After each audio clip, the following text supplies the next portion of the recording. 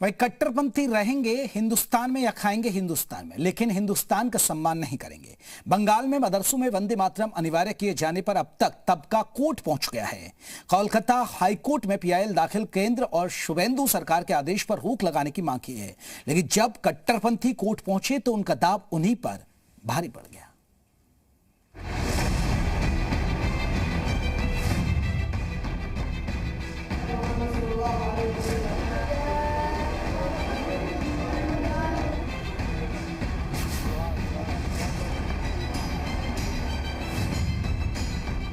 देश में रहना है तो वंदे मातरम बोलना है।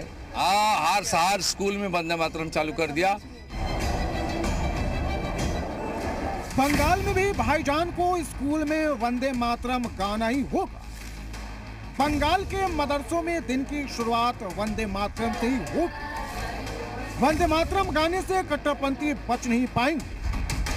बंगाल में सनातनी सरकार है, सभी मदरसों में वंदे मातरम गाने का फरमान जारी हो गया, लेकिन कट्टरपंथी इसे पचा नहीं पा रहे हैं।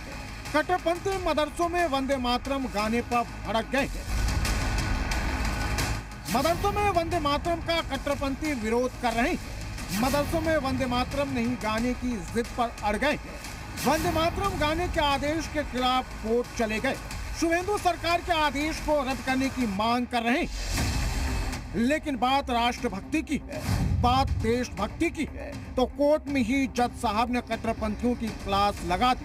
कलकत्ता हाई कोर्ट में सुनवाई के दौरान कट्टरपंथियों ने अलग अलग धर्म और मजहब की दुहाई दी।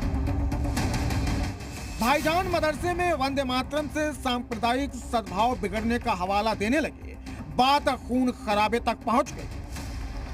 कोर्ट में बहस के दौरान कट्टरपंथियों ने मदरसे में वंदे मातरम गाने पर रोक लगाने की मांग, जिसके बाद कोर्ट ने तीखे सवाल पूछे।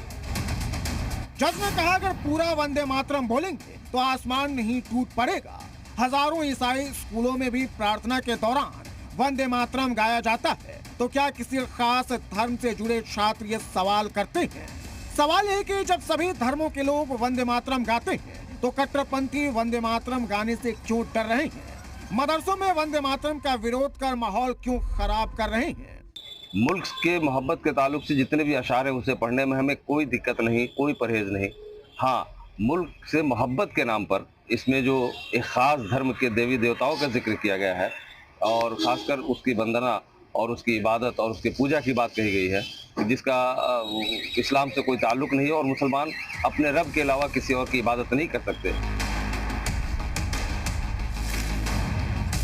इसका एक ही जवाब है, कट्टरपंथी डरे हुए, क्योंकि मदरसों में वंदे मातरम गाने से छात्रों का देश प्रेम बढ़ेगा, कट्टरपंथियों का मजहबी असर कम हो जाएगा। वंदे मातरम गाने से ईसाइयों का धर्म नहीं बदला, तो फिर वंदे मातरम गाने से कट्टरपंथी इतने खौफ में क्यों है? वंदे मातरम राष्ट्रभक्ति का गीत है और अब केंद्र सरकार ने भी जनगण मन की तरह वंदे मातरम को अनिवार्य कर दिया है। अब वंदे मातरम का अपमान करने पर कट्टरपंथियों को जेल जाना तय है। ब्यूरो रिपोर्ट, जी मीडिया।